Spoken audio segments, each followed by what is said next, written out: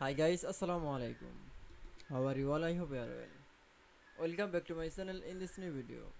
Today's video how to center text Google Docs in table. So let's started. At first open your docs file.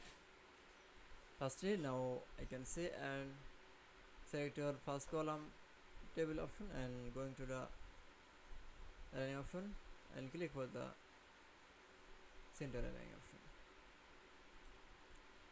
So again second column option and select and going to the align option and click for the center align.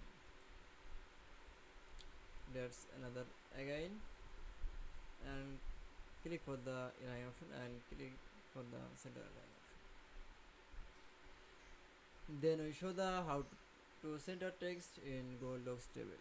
I hope to enjoy the video. Please like, comment, share and subscribe my channel. Thanks for watching my video.